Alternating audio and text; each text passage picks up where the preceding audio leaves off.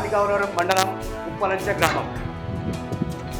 భూ కబ్జాలు, రాజకీయ అండదండలతో, అధికారుల అండదండలతో భూ కబ్జాలకు పాల్పడుతున్నాను బిజినెస్ మ్యాన్.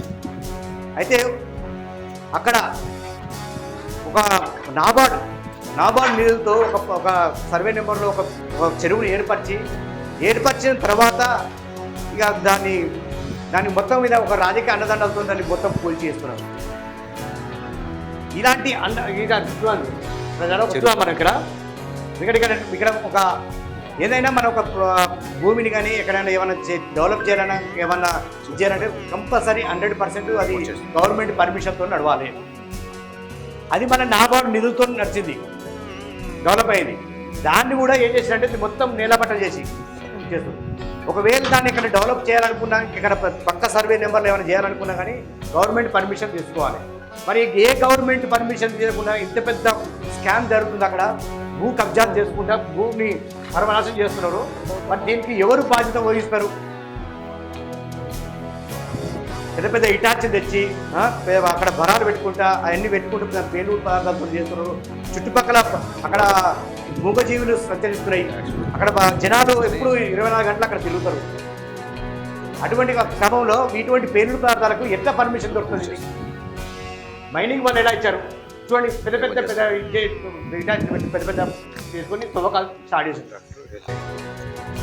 అంటే గవర్నమెంట్ అనేది ప్రభుత్వం, మన నాయకుడు గవర్నమెంట్ భూములను కాపాడేది పోయి ఇలాంటి నాయకులకు అంతో డబ్బులు తీసుకొని వాళ్ళకు అండదండగా నిలిచి ఇలాంటి వాటికి పాల్పడుతున్నారు.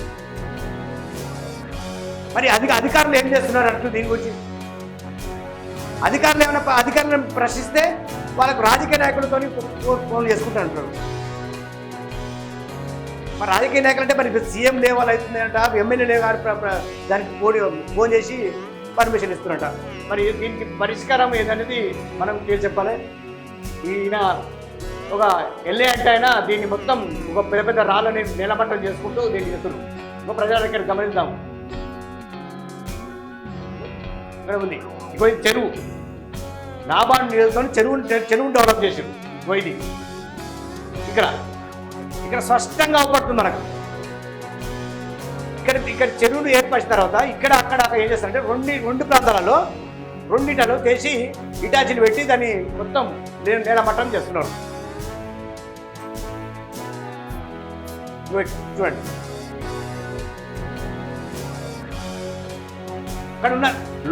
అక్కడ ఉన్న ప్రాంతం ఉన్న ప్రజలు కూడా ఏమంటారంటే వీటిని కంపల్సరీ ఈ వెహికల్ని సీల్ చేయాలి, ఈ పర్మిషన్ ఎవరిచ్చినో వాటి మీద కఠినమైన చర్య తీసుకొని దానికి మాకు న్యాయం చేయాలని చెప్పేసి అక్కడ ప్రజలు కోరుకుంటారు.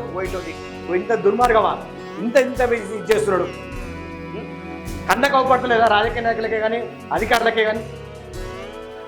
అక్కడ లోకల్ ఎంఆర్ఓ ఏం చేస్తున్నట్టు